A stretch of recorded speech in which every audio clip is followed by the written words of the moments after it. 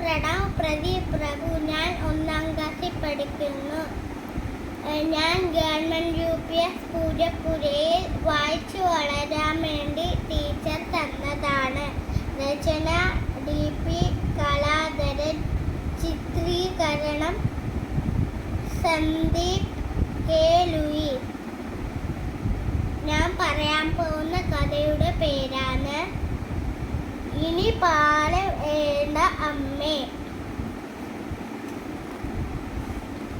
ഒരു ദിവസം 2 കുഞ്ഞു പൂച്ചയും അമ്മ പൂച്ചയോട് പരാതിപ്പെടാൻ ഇരിക്കുകയായിരുന്നു. അമ്മ വന്നു. ഇനി പാൽ വേണ്ട. പാല് കുടിച്ച് മടുത്തു. രാവിലെ പാല്, രാത്രി പാല്, ഉച്ചയ്ക്ക് പാല് മതി. ഇനി വേറെ തീറ്റ മതി. അപ്പോൾ അമ്മ ചിരിച്ചു. അമ്മ പറഞ്ഞു, പൂച്ച കുഞ്ഞുങ്ങൾ മീൻ തിന്നും. കേട്ട പാതിയും കേൾക്കാത്ത പാതിയും അങ്ങ് ഓടി. മുറ്റത്ത് മുങ്ങി തപ്പിയിരിക്കുകയായിരുന്നു. മുറ്റത്ത് ഉള്ളത് ഉണങ്ങിയ ഇല മാത്രം. കാര്യങ്ങൾ മനസ്സിലാക്കിയിട്ടേ പോകാളൂ. നാളെ നമുക്ക് ഇര പിടിക്കാൻ പോവാം. അടുത്ത ദിവസം അമ്മയും കുഞ്ഞു പൂച്ചയും ഇര പിടിക്കാൻ പോയി. പൂച്ച കുഞ്ഞുങ്ങൾ പച്ചക്കുതിരനെ പിടിക്കാൻ നോക്കി. പിടിക്കാൻ പറ്റിയില്ല. കുഞ്ഞു പൂച്ചേൻ്റെ അടുത്ത് അമ്മ ചോദിച്ചു, എത്ര പച്ചക്കുതിര പിടിച്ചു?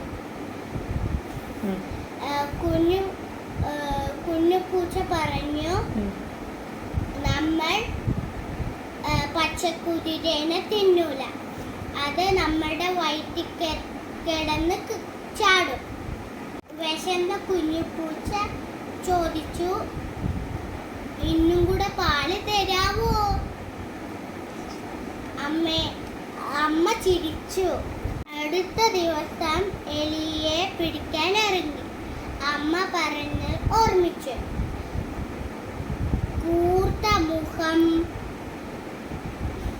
കൂർത്ത പല്ലുകൾ, ചാരനിറം, വട്ടച്ചെവികൾ, നീണ്ട വാല്. എലി വരട്ടെ, പതുങ്ങിയിരുന്ന് പിടിച്ചാൽ കുടയണം. കൂർത്ത പല്ലും ചാരനിറം ഉള്ള ജീവിയെ കണ്ടു. അവൻ അവിടെ അടുത്ത് വന്നു. 1 2 ജീവി അവരെ കണ്ടു. അവർ 1 2 3 പറഞ്ഞ് തിരികെ ഓടി.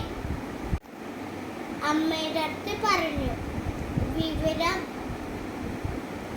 പറഞ്ഞപ്പോൾ അമ്മ പറഞ്ഞു, അത് പട്ടിയാണ്.